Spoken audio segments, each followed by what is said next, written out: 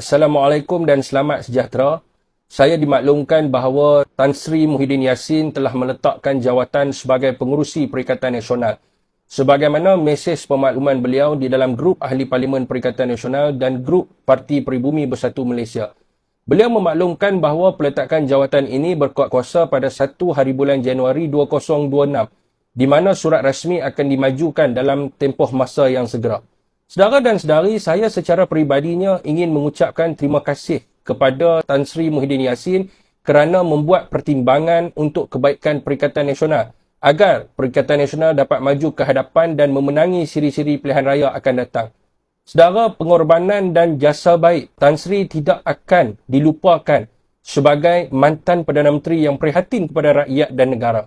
Selain itu, bagi memperkukuhkan juga Parti Bersatu, saya mengharapkan agar peralihan kepimpinan juga berlaku dalam tempoh masa yang segera, di mana Datuk Seri Hamzah Zainuddin haruslah diberi kepercayaan sepenuhnya untuk memangku jawatan Presiden dan mengemudi Parti Bersatu agar kita dapat meremajakan parti dengan kepimpinan baharu yang lebih segar dan lebih bertenaga. Rakyat Malaysia juga berharap agar Tan Sri Muhyiddin berbesar hati untuk melepaskan jawatan sebagai Presiden Parti Pribumi Bersatu Malaysia dalam tempoh masa yang segera, supaya dapat memperbaiki kelemahan parti dan merombak semula jawatan-jawatan lantikan dalam parti kepada mereka yang lebih berupaya bekerja untuk Parti Bersatu dan memajukan Parti Bersatu.